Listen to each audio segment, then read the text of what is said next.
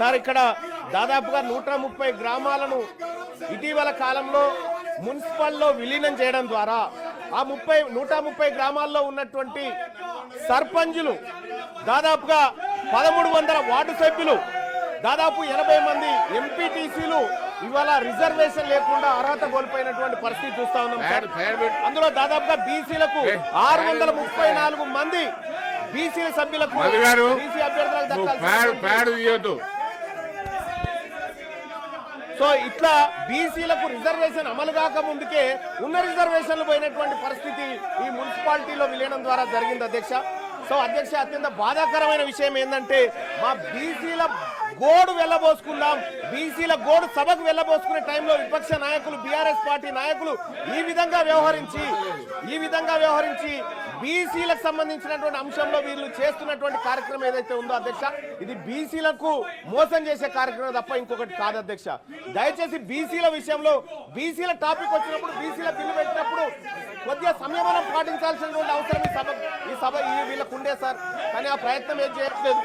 ఇక్కడ మేము మొత్తుకుంటున్నాం సార్, 70 సంవత్సరాల నుంచి బీసీల పార్టీ ప్రభుత్వం అంతో ఇంతో బీసీలకు లబ్ధి చేకూర్చడం కోసం కామారెడ్డిలో డిక్లరేషన్ పెట్టి 42% రిజర్వేషన్ ఇవ్వడానికి ప్రయత్నం చేస్తున్న తరుణంలో కీలకమైనటువంటి 50% స్లాబ్ను ఎత్తివేయాలనేటువంటి ఒక అంశాన్ని తీసుకున్నప్పుడు దయచేసి అధ్యక్ష మా ఆవేదన ఎవరింటారు అధ్యక్ష, మా బీసీల ఆవేదన ఎవరింటారు అధ్యక్ష? ఈ నాయకులకేం పట్టింపు లేకుండా పోయింది. కనీసం మా బాధ వినాలి అధ్యక్ష, ఈ సభ వినాలి, ఈ సభ మా బాధ వినాలి, ఈ సభ మా బాధ అర్థం చేసుకోవాలి. 70 సంవత్సరాల నుంచి మాకు అన్యాయం జరుగుతుంది సార్, స్వాతంత్రం వచ్చినప్పటి నుంచి. కనీసం సార్ ఇక్కడ దాదాపు 634 బీసీలకు అవకాశాలు పోయినాయి సార్ ఇది అమలు కాకముందుకే. సార్ ఇంకొకటి సార్, కాంగ్రెస్ పార్టీ ఇప్పుడు 42% రిజర్వేషన్ ఇవ్వడానికి నిజంగా ఇప్పుడు అమెండ్మెంట్ చేస్తా ఉన్నాం, ఈ బిల్లును సరి చేస్తా ఉన్నాం, స్లాబ్ ఎత్తేస్తా ఉన్నాం కదా, దీనివల్ల కూడా సాధ్యం కాదు సార్. ఇది కూడా కేవలం మేము పని చేసామని చెప్పుకోవడానికి మాత్రమే పనికొస్తా తప్ప సార్ దీనికి 2 హ్యాండిల్స్ ఉన్నాయి సార్. ఒకటి సార్, ఇప్పుడు మనం ఇక్కడ 50% స్లాబ్ ఎత్తేసినప్పటికీ గవర్నర్ గారు ఆమోదం అవసరం సార్, గవర్నర్ గారు సంతకం అవసరం. ఒకవేళ అది దాటినా కూడా మళ్ళీ హైకోర్టు, మళ్ళీ సుప్రీంకోర్టు, మళ్ళీ ఇందిరాసహాని కేసు అడ్డం వస్తుంది సార్. ఇందిరాసహాని కేసు అడ్డం వచ్చినప్పుడు పరిస్థితి మళ్ళా మొదటికి వస్తుంది సార్. ఆ రోజు మనం ఈ ప్రజలకు ఏం సమాధానం చెప్తాం సార్? 42% రిజర్వేషన్ ఇవ్వడంలో అన్ని పార్టీలు ఫెయిల్ అయిపోయినాయి, ఈ ప్రజలకు న్యాయం చేయడంలో అన్ని పార్టీలు విఫలమైనాయని చెప్పదలుచుకున్నామా సార్ ఈ బిల్లు ద్వారా? అందుకోసమే దయచేసి అధ్యక్ష నేను ఈ సందర్భంగా ఈ సభ ముందు కొన్ని అంశాలు పెడతా ఉన్నాను సార్. ఈ రాష్ట్ర ప్రభుత్వం ముందు పెడతా ఉన్నా, గౌరవ ఆ శాఖ మంత్రివర్యులను కోరుతా ఉన్నా, మీరు 42% రిజర్వేషన్లకు అడ్డంకులు స్పష్టంగా మాకు కనిపిస్తా ఉన్నాయి. ఆ అడ్డంకుల విషయంలో మేము మిమ్మల్ని తప్పు పట్టట్లేదు, అడ్డంకులు అందరికీ ఉన్నాయి. కానీ మీరు ఇవ్వడానికి మీ చేతిలో ఉన్నటువంటి అంశాలు అనేకం ఉన్నాయి. ఇక్కడ మీ చేతిలో ఉన్నటువంటి అంశాలు అనేకం ఉన్నాయి. బీసీ సప్లాన్ తీసుకురావడానికి సుప్రీంకోర్టుతో పంచాయతీ లేదు, మనకి కేంద్రంతో పంచాయతీ లేదు. కాబట్టి బీసీ సప్లాన్ విషయంలోనైనా మీరు చర్యలు తీసుకోండి. బీసీలకు కామారెడ్డి డిక్లరేషన్ ప్రకారం ప్లీజ్, ఒకవేళ కాళేశ్వరం విషయంలో మన హౌదులో కూడా చర్చ కావాలన్నప్పుడు నేను తప్పనిసరిగా ప్రభుత్వంతో మాట్లాడతాను, నెక్స్ట్ సెషన్ లో పెట్టమని చెప్తాను. సార్ ఇక్కడ సార్ బీసీ సప్లాన్ విషయంలో సార్ ఈ రాష్ట్ర ప్రభుత్వం తక్షణ నిర్ణయం తీసుకోవచ్చు సార్. చేయదలుచుకుంటే బీసీ సప్లాన్ ప్రతి ఏడాది 20,000 కోట్ల రూపాయలు బీసీల సంక్షేమానికి ఖర్చు పెడతామని కామారెడ్డి డిక్లరేషన్ లో కాంగ్రెస్ పార్టీ చెప్పింది సార్. 5 ఏళ్ల కాలంలో 1,00,000 కోట్లు బీసీల సంక్షేమానికి ఖర్చు పెడతామని చెప్పినటువంటి కాంగ్రెస్ పార్టీ 2 బడ్జెట్లలో కలిపి కనీసం 20,000 కోట్లను కూడా బడ్జెట్ లో కేటాయించలేకపోయింది సార్. ఇక్కడ వివక్ష కనిపిస్తా ఉంది సార్. ఈ జయంగా కాంగ్రెస్ పార్టీని అడ్డుకోవడానికి ఏ శక్తి లేదు సార్. మేమందరం సపోర్ట్ చేస్తాం సార్ ఈ విషయంలో. అలాగే సార్ ఇంకా ఎంబీసీ కులాలకు సంబంధించినటువంటి సంక్షేమ విషయంలో కూడా ఉన్నత విద్య కోసం 10 లక్షల రూపాయలు పూచీకత్తు లేని వడ్డీలు రుణాలు ఇప్పిస్తామని కాంగ్రెస్ పార్టీ హామీ ఇచ్చింది సార్. ఈ విషయంలో కూడా కాంగ్రెస్ పార్టీ ఏ విధంగా కూడా చిత్తశుద్ధితో పనిచేస్తున్నట్టు కనిపించట్లేదు సార్. అలాగే సార్ అన్ని జిల్లా కేంద్రాల్లో 50 కోట్లతో convention hall, press club, study circle, library, క్యాంటీన్లతో ఉన్న ప్రొఫెసర్ జయశంకర్ బీసీ ఐక్యతా భవనాలు కట్టిస్తామని చెప్పారు సార్. అక్కడ కూడా సార్ వీటిలో ఎక్కడ కూడా ముందడుగు పడలేదు సార్. ఎక్కడైతే హార్డీలు ఉందో అక్కడి పైన ఫోకస్ చేస్తా ఉంది రాష్ట్ర ప్రభుత్వం. కానీ చేయాల్సిన పనుల విషయంలో మాత్రం కొంత నిర్లక్ష్యంగా ఉండడం బాధాకరమైనటువంటి అంశం సార్. సార్ ఇంకొకటి సార్, 3 లక్షల కంటే తక్కువ వార్షిక ఆదాయం గల బీసీ కుటుంబాల యువతకు ర్యాంకుతో సంబంధం లేకుండా మొత్తం ఫీజు రియంబర్స్మెంట్ ఇస్తున్నారు సార్. ఇవాళ ఫీజు రియంబర్స్మెంట్ బకాయిలు విపరీతంగా అక్కడ పడి ఉన్నాయి సార్. ఆ ఫీజు రియంబర్స్మెంట్ బకాయిలు ఇస్తే తప్ప బీసీలు టీసీలు కానీ లేకపోతే వాళ్ళ సర్టిఫికెట్ కాలేజ్ యాజమాన్యాలు ఇవ్వలేని పరిస్థితి ఉంది సార్. అందుకోసమే ఫీజు రియంబర్స్మెంట్ లో మీరు చేయాల్సిన కార్యక్రమాలు ఉన్నాయి, అవి చేయండి. అలాగే చేతి వృత్తులకు సాయం చేస్తామని కాంగ్రెస్ పార్టీ ఆ రోజు కామారెడ్డి డిక్లరేషన్ లో అవకాశం కల్పించింది సార్, మెన్షన్ కూడా చేసింది. వృత్తి బజార్ పేరుతో ప్రతి మండలంలో 50 దుకాణాలు షాపింగ్ కాంప్లెక్స్ ఏర్పాటు చేసి మంగలి, వడ్రంగి, చాకలి, కుమ్మరి, స్వర్ణకారుల వంటి చేతి వృత్తుల వారికి ఉచితంగా షాపు స్థలాలు అందజేస్తామని చెప్పారు సార్. గడిచిన 2 సంవత్సరాలలో ఇప్పటి వరకు ఒక్క షాపు గాని దయచేసి శ్రవణన్న మీ స్వర్ణకారుల గురించి మాట్లాడుతున్నా, దయచేసి మీరు ఓపికగా ఉండాలా. బీసీ కార్పొరేషన్లు ఫెడరేషన్ల కింద నమోదైన ప్రతి సొసైటీకి ఎన్నికల నిర్వహణ 10 లక్షల ఆర్థిక సాయం అని చెప్పారు సార్. ఇప్పటి వరకు చేయలేదు. నేను అడుగుతా ఉన్నా, గౌరవ మంత్రివర్యులను అడుగుతా ఉన్నా, మీరు అమలు చేయడానికి మీరు ఇవ్వడానికి సిద్ధంగా ఉన్న అంశాలు అనేకం ఉన్నాయి ఇక్కడ. వీటిని చిత్తశుద్ధితో అమలు చేయండి. 42% రిజర్వేషన్ విషయంలో మీరు పోరాడుతున్నటువంటి విధానంలో కానీ లేకపోతే కేంద్ర ప్రభుత్వం సృష్టిస్తున్న అడ్డంకుల విషయంలో కానీ మేము మీకు అండగా నిలబడతాం. కానీ మీరు కామారెడ్డి డిక్లరేషన్ లో ఇచ్చిన ప్రతి అంశాన్ని అమలు చేయడంలో మీ చిత్తశుద్ధి సరిగా లేదని నాకు అర్థమవుతా ఉంది. అలాగే అధ్యక్ష, ఇక్కడ మంత్రివర్గాల విషయంలో మా బీసీలకు ఇంకా మంత్రివర్గాలు పెరగాలన్నటువంటి అవసరం ఉంది అధ్యక్ష. మా బీసీలకు మంత్రులు పెరగాలి, మా బీసీలకు అవకాశాలు పెరగాలి, మా బీసీ సర్పంచ్లకు, మా బీసీ ఎంపీటీసీలకు, మా బీసీ జెడ్పీటీసీలకు అందరికి కూడా అవకాశాలు మెరుగుపడాలి అధ్యక్ష. Don't come to this please. మీకు మైక్ ఉంది, మీకు మైక్ ఉంది, అక్కడ వెళ్ళండి ప్లీజ్. మీ మైక్ మీ సీట్ లో కూర్చొని మాట్లాడండి ప్లీజ్. అక్కడ వెళ్ళండి please.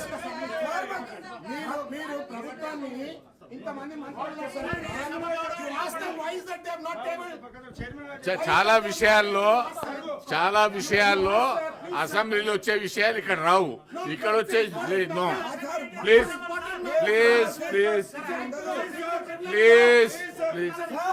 Madhu, please go and sit there. Go to your seat please. మీ సీట్లలో వెళ్ళండి ప్లీజ్. బీసీ బిల్ మీద మాట్లాడండి, అవకాశం ఇస్తాను please. Complete your thank you sir. Sir ఇవాళ ఈ రాష్ట్ర ప్రభుత్వం తీసుకొస్తున్నటువంటి సవరణ ద్వారా అధ్యక్ష, గతంలో కేసీఆర్ ప్రభుత్వం తీసుకొచ్చినటువంటి ఈ 50% ఏదైతే 34% చేయాలన్న వాళ్ళ ప్రయత్నాన్ని అడ్డుకున్నారు సార్ ఆ రోజు హైకోర్టులో. ఇప్పుడు మళ్ళొక్కసారి అడ్డుకోరన్న గ్యారంటీ ఏమైనా ఉందా? ఈసారి చేసేటువంటి అమెండ్మెంట్ కూడా ఖచ్చితంగా అడ్డుకుంటారు వాళ్ళు. అడ్డుకున్నప్పుడు మేము ఎవరి మొహం చూడాలి? మా బీసీలు ఎటువైపు చూడాలి సార్? అప్పుడు మాకు ఎట్టి పరిస్థితిలో ఇది ముందుకు పోతదనేటువంటి ఆలోచన లేదు. మీ కళ్ళ ముందున్నటువంటి అన్ని అంశాల్లో బీసీ డిక్లరేషన్ ని ఉన్నది ఉన్నట్టుగా ఈ 42% మీరు సాధ్యమైనంత వరకు మీ ప్రయత్నం చేస్తూనే మిగతా అంశాల మీద ఫోకస్ పెట్టాల్సిందిగా ఈ రాష్ట్ర ప్రభుత్వాన్ని కోరుతా ఉన్నాం సార్. అలాగే ఇదే బీసీలకు సంబంధించినటువంటి విషయంలో ముదిరాజులను అధ్యక్ష, ఇదే కామారెడ్డి డిక్లరేషన్ లో మా ముదిరాజ్ సోదరులను జీఓఎంఎస్ నెంబర్ 19/2/2009 పునరుద్ధరణ చేస్తామని చెప్పి కాంగ్రెస్ పార్టీ హామీ ఇచ్చింది అధ్యక్ష. ఇందులో బీసీడీలో ఉన్నటువంటి ఈ తెలంగాణ రాష్ట్రంలో అత్యధిక జనాభా కలిగినటువంటి ఈ బీసీ బిడ్డలను, ఈ ముదిరాజ్ బిడ్డలను బీసీడీ నుంచి బీసీఏలోకి అధ్యక్ష మా ఇంకో అరల నుంచి ఇంకో అరలకు వస్తాంటారు తప్ప వాళ్ళు ఇంకో దాంట్లో పోయి గుంజుకుంటామని చెప్తలేరు అధ్యక్ష. ఈ ఇచ్చిన హామీ ఎందుకు అమలు చేస్తలేరు అధ్యక్ష? ఇది సుప్రీంకోర్టు అడ్డం పడతా ఉందా? దీనికి ఏమైనా పార్లమెంట్ అడ్డం పడతా ఉందా? దీనికి ఏమైనా కోర్టులు అడ్డం పడతా ఉన్నాయా? రాజకీయ పరమైనటువంటి నిర్ణయాన్ని కాంగ్రెస్ పార్టీ తీసుకొని ఇది చేయొచ్చు అధ్యక్ష. ఇది చేయకుండా ఇది అట్లే పెట్టింది. గంగపుత్రుల విషయంలో కూడా ఇదే పరిస్థితి అధ్యక్ష. ఇవాళ గీత కార్మికులకు మనము వైన్ షాపులలో రిజర్వేషన్ అని చెప్పి చెప్తా ఉన్నాం అధ్యక్ష ప్రైవేట్ యూనివర్సిటీలు పెట్టే కాడ మా గీత కార్మిక మా గౌడ సోదరులకు అవకాశాలు కల్పించండి. ప్రైవేట్ కాంట్రాక్ట్ల దగ్గర అధ్యక్ష 42% రిజర్వేషన్ కాంట్రాక్ట్లు ఇచ్చే కాడ ఈ బీసీలకు ఇవ్వంగా ఏ చట్టం అడ్డుకునే పరిస్థితి లేదు అధ్యక్ష. మీరు వాళ్ళని పైకి తీసుకురావడానికి మీ కళ్ళ ముందు అనేకమైనటువంటి అంశాలు ఉన్నప్పటికీ కూడా ఇది చేయకుండా ఇవాళ కాంగ్రెస్ పార్టీ కేవలం 42% బీసీ రిజర్వేషన్ పేరుతోనే మమ్మల్ని తిప్పడం ద్వారా లాభం ఏముండదు అధ్యక్ష. మీరు చేయాల్సిన ప్రయత్నం చేస్తూనే ఇచ్చిన హామీలను నెరవేర్చాల్సినటువంటి అవసరం ఉంది అధ్యక్ష. మత్స్యకారుల హక్కులకు సంబంధించి మత్స్య సామాజిక వర్గాల మధ్య పెండింగ్ లో ఉన్న సమస్యలు పరిష్కరించేందుకు త్వరితగతిన ప్రయత్నం చేస్తామన్నారు అధ్యక్ష. అదేటిపోయిందో అయితే గొర్రెల స్కీమ్ ను కాంగ్రెస్ పార్టీ ప్రభుత్వం ఏర్పడ్డ తర్వాత 100 రోజుల్లోనే 2వ విడత గొర్రెలు పంపిణీ చేస్తామన్నారు అధ్యక్ష. 2వ విడత గొర్రెల పంపిణీ కార్యక్రమం ఎటుపోయిందో కానీ ఇక్కడ మొదటి విడత గొర్రెల పంపిణీ కార్యక్రమంలో దోషులైనటువంటి వాళ్ళని ఇవాళ ప్రజాక్షేత్రంలో దోషులుగా నిలబెట్టలేకపోయింది. ఈ విషయంలో కాంగ్రెస్ పార్టీ కొంత ఇబ్బందికరమైనటువంటి పరిస్థితుల్ని సృష్టిస్తా ఉంది అధ్యక్ష. ఇక అలాగే వైన్స్ రిజర్వేషన్లు అధ్యక్ష, వైన్స్ ల విషయంలో 15% ఉండే గౌడ్లకు రిజర్వేషన్లు 25% పెంచుతామని చెప్పింది సార్ కామారెడ్డి డిక్లరేషన్ లో. కానీ ఇప్పటి వరకు పెంచిన దాఖలాలు లేవు సార్. మొన్న ఏదో నోటిఫికేషన్ కూడా ఇచ్చినట్టు ఉన్నారు. అలాగే జనగామ జిల్లాకు సర్దార్ సర్వాయి పాపన్న పేరు పెడతామని కాంగ్రెస్ పార్టీ పేజ్ నెంబర్ 18 తన ఎన్నికల మేనిఫెస్టోలో చెప్పింది సార్. ఇప్పటికి దానిపైన చర్చ లేదు, దానిపైన ఎలాంటి నిర్ణయం తీసుకోలేదు అధ్యక్ష. అనేక మంది ఇప్పటికే ధర్నాలు అలాగే ఆందోళన వ్యక్తం చేస్తా ఉన్నారు కాంగ్రెస్ పార్టీ ఈ నిర్ణయాన్ని తీసుకోవాలని చెప్పి. అలాగే మున్నూరు కాపుల విషయంలో కూడా అధ్యక్ష మొట్టమొదటిసారిగా మంత్రివర్గంలో ఒక మున్నూరు కాపు బిడ్డ కూడా మంత్రిగా లేకుండా పోయింది అధ్యక్ష. అలాగే మున్నూరు కాపు కార్పొరేషన్ ఏర్పాటు చేసి యువ పారిశ్రామికవేత్తలను ప్రోత్సహించేందుకు సబ్సిడీ రుణాలు పంపిణీ చేస్తామని చెప్పారు అధ్యక్ష. అది కూడా ఇప్పటి వరకు అతిగతి లేకుండా పోయింది అధ్యక్ష. పద్మశాలి బిడ్డలకు జగిత్యాల, నారాయణపేట, భువనగిరిలో మెగా పవర్ క్లస్టర్లు ఏర్పాటు చేస్తామని చెప్పారు అధ్యక్ష. పద్మశాలిలకు పవర్ లూమ్స్ పరికరాల పైన 90% సబ్సిడీ అని చెప్పారు అధ్యక్ష. ఎటుపోయినాయి అధ్యక్ష? ఈ కామారెడ్డి డిక్లరేషన్ లో కేవలం 42% స్థానిక సంస్థల రిజర్వేషన్లు కాదు అధ్యక్ష. సార్ ఇక్కడ 42% రిజర్వేషనే కాదు అధ్యక్ష, అనేకమైనటువంటి అంశాలు ఈ బీసీ డిక్లరేషన్ లో ఉన్నాయి. కేవలం 42% రిజర్వేషన్ అనే కాదు, మీరు చేయగలిగినటువంటి అన్ని ఉన్నాయి ఇందులో. మరీ ముఖ్యంగా అధ్యక్ష విశ్వకర్మలకు సంబంధించినటువంటి అధ్యక్ష మంగళి, స్వర్ణకారులు, కమ్మరి, వడ్రంగులు, కుమ్మరులను 90% సబ్సిడీతో టూల్ కిట్లు ఇస్తామని చెప్పారు అధ్యక్ష. ఆ కార్యక్రమం చేయడంగా ఎవరు అడ్డుకుంటారు అధ్యక్ష? అక్కడ ఏం పార్లమెంటే వద్దంటలేదు, సుప్రీంకోర్టులు ఏం అడ్డుకుంటలేవు అధ్యక్ష. పట్టణ ప్రాంతాల్లో షాపుల ఏర్పాటు భూమి కేటాయిస్తామని చెప్పారు అధ్యక్ష. ఆ భూమి కూడా ఇప్పటిదాకా దాని మీద పరిశీలన కాదు కదా, కనీసం పట్టించుకున్న పాపాన పోలేదు అధ్యక్ష. మా రజక సోదరులకు, రజక యువతకు పట్టణాల్లో ల్యాండ్ రోమెంట్స్ ఏర్పాటు చేసేందుకు 10 లక్షలు ఇస్తామని చెప్పారు అధ్యక్ష. తక్షణమే ఈ ప్రభుత్వం ఇవన్నీ చేపట్టాలని డిమాండ్ చేస్తా ఉన్నాం అధ్యక్ష. అలాగే రాష్ట్ర వ్యాప్తంగా దోబిఘాట్లు ఆధునీకరణ కోసం ప్రతి జిల్లాకు 10 కోట్లు కేటాయిస్తామని చెప్పారు అధ్యక్ష. నేను ఈ సభ ద్వారా ఈ తెలంగాణ రాష్ట్రంలో ఉన్నటువంటి బీసీ బిడ్డల తరఫున మాట్లాడుతా ఉన్నా అధ్యక్ష. కాంగ్రెస్ పార్టీ చేయడానికి ఎలాంటి అడ్డంకి లేనటువంటి అంశాలు ఈ మేనిఫెస్టోలో చాలా ఉన్నాయి. వీటిని నెరవేర్చాల్సిందిగా ఇక్కడ ఉన్నటువంటి రాష్ట్ర ప్రభుత్వాన్ని డిమాండ్ చేస్తా ఉన్నా. మా ఆకలి, మా బాధ, మా గోస ఈ సభ ముందు పెట్టుకునేటువంటి సందర్భంలో ఈ రాష్ట్ర ప్రభుత్వం నుంచి మేము ఎక్స్పెక్ట్ చేస్తుంది అధ్యక్ష, కేవలం 42% మాత్రమే అడ్డంకి ఉంది. మీరు ఇంప్లిమెంట్ చేయడానికి ఏ అంశానికి కూడా అడ్డంకులు లేవు. వీటిని అమలు చేయండి. ఇక్కడ 1,00,000 కోట్ల బడ్జెట్ పెట్టడానికి సార్ 20,000 కోట్లు ప్రతి ఏడాది బడ్జెట్ పెట్టడానికి ఎవరైనా అడ్డంకి ఉన్నారా? దీనికి మీరు పెట్టండి. బీసీలకు సంబంధించి రిజర్వేషన్ దయచేసి 42% రిజర్వేషన్ల విషయంలో అధ్యక్ష ఇవాళ గవర్నర్ గారు ఆమోదించాలి సార్. గవర్నర్ గారు సమ్మతించాలి. లేకపోతే మొన్న గతంలో సార్ ఇదే ఆనరబుల్ హైకోర్టులో గతంలో కేసీఆర్ గారు 34% రిజర్వేషన్ అన్నప్పుడు ఇగో అగ్రవర్ణాల వాళ్ళు హైకోర్టులో కేసేసి దీన్ని ఆపిరు సార్. ఇలా మళ్ళా ఇంకొక ఆయన పుట్టడానికి గ్యారంటీ ఏంది? ఇలా మళ్ళీ దాన్ని అడ్డుకోవడానికి గ్యారంటీ అధ్యక్ష. ఈ మా బీసీల విషయము మాట్లాడుకునే సందర్భంలో బీఆర్ఎస్ పార్టీ ఈ రకంగా అరాచకం చేయడం, ఈ రకంగా దాన్ని అడ్డుకోవడం, సభను డిస్టర్బ్ చేయడం ఇది బాధాకరం సార్. ఇది అత్యంత బాధాకరం. ఇది బీసీలకు సంబంధించినటువంటి అంశం సార్. ఇక్కడ బీసీలకు సంబంధించినటువంటి అంశం చర్చకు వచ్చినప్పుడు బీఆర్ఎస్ పార్టీ చిత్తశుద్ధితో వీళ్ళకి 70 సంవత్సరాలుగా అన్యాయం జరుగుతుందని వచ్చి కూర్చొని మా బాధ వినాలి సార్. మా బాధ వినాలి సార్.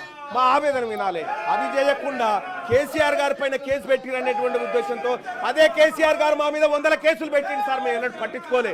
మేము ప్రజాక్షేత్రంలో ఉన్నాం, ఎదుర్కోవడానికి సిద్ధంగా ఉన్నాం. కానీ ఈ రకమైనటువంటి వాదనకు దిగడం, బీసీలకు సంబంధించినటువంటి అంశం చర్చకు వచ్చినప్పుడు ఇది దుర్మార్గమైనటువంటి ఈ చర్య సార్. దీన్ని ఎట్టి పరిస్థితుల్లో బీసీ సమాజం ఉపేక్షించదంతే తమ ద్వారా తెలియజేస్తున్నాను అధ్యక్ష.